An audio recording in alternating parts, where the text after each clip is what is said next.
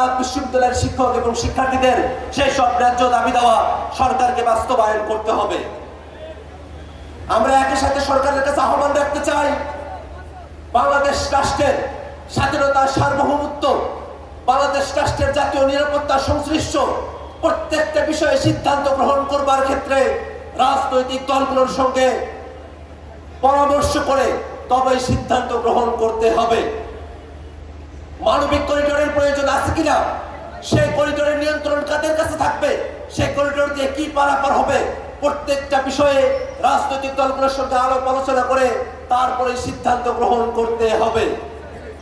সংগ্রামী উপস্থিতি, বাংলাদেশ রাষ্ট্রে, বাংলাদেশে যারা গণহত্যা করেছে, মানবতা বিরোধী অপরাধ করেছে, অপরাধের দায়ে বাংলাদেশে যাদের রাজনৈতিক কার্যক্রম নিষিদ্ধ হয়েছে, সে আওয়ামী লীগের পক্ষে ভারতে আমরা দেখেছি ভারত সরকার উদ্বেগ প্রকাশ করেছে।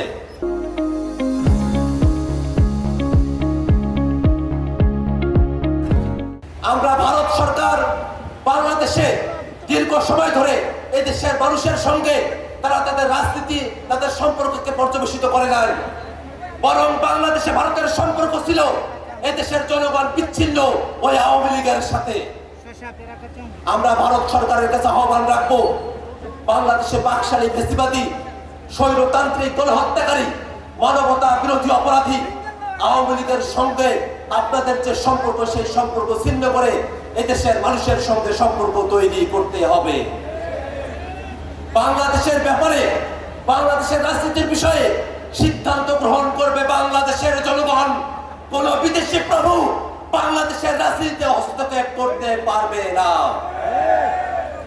সংগ্রামী উপস্থিতি, বাংলাদেশের রাষ্ট্রকে, বাংলাদেশের সমাজকে সামনের দিকে এগিয়ে নিয়ে যেতে হলে এদেশের যুবকদেরকে তথ্যে, এদেশের যুবকদেরকে বিভিন্ন কিছুতে সব দিক দিয়ে দক্ষ করে তুলতে হবে।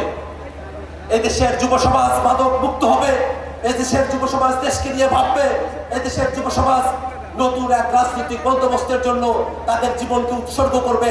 এই আশাবাদ ব্যক্ত করে আজকের এই অনুষ্ঠানে আপনারা যারা উপস্থিত হয়েছেন তাদের সকলকে আবারও জাতীয় নাগরিক পার্টি এনসিপি এবং জাতীয় যুব শক্তির পক্ষ থেকে ধন্যবাদ জ্ঞাপন করে আমার বক্তব্য এবং আজকের অনুষ্ঠান এখানেই সমাপ্ত ঘোষণা করছি।